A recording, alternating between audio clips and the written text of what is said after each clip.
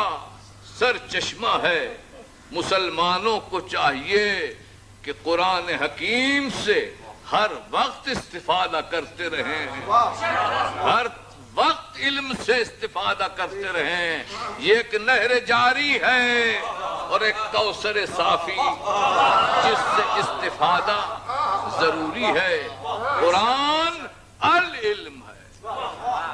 قال القاضی ابو بکر ابن العربی فی قانون التاویل ان علوم القرآن 7,070,000 علم على عدد کلمۃ القرآن۔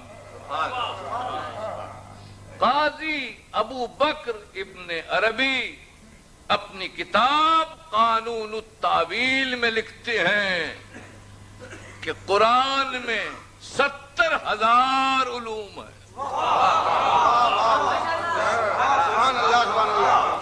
اور آیے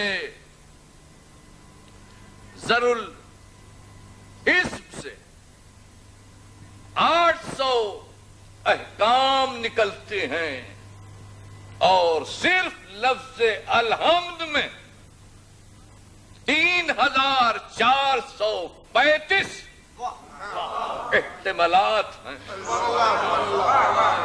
اور قرآن کس عنوان پر مشتمل ہے، یہ اس لیے کہتا ہوں کہ قرآن فہمی اتنی آسان نہیں ہے۔ قرآن کس عنوان پر مشتمل ہے، اس کو آپ کے تیسرے امام حسین علیہ السلام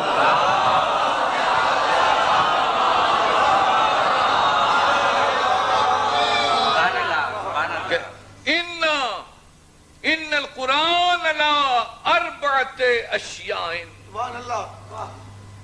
علی العبارت علی الاشارت علی اللطائف علی الحقائق۔ قرآن 4 چیزوں پر مبنی ہے، عبارت پر، اشارت پر، لطائف پر، حقائق پر۔ پھر فرماتے ہیں فالعبارت للعوام، عبارت عوام کے لیے ہے، والاشارت للخواص، اور اشارے خواص کے لیے ہے، واللطائف للاولیاء، اور لطائف اولیاء کے لیے ہے، والحقائق للانبیاء، اور حقائق انبیاء کے لیے ہے۔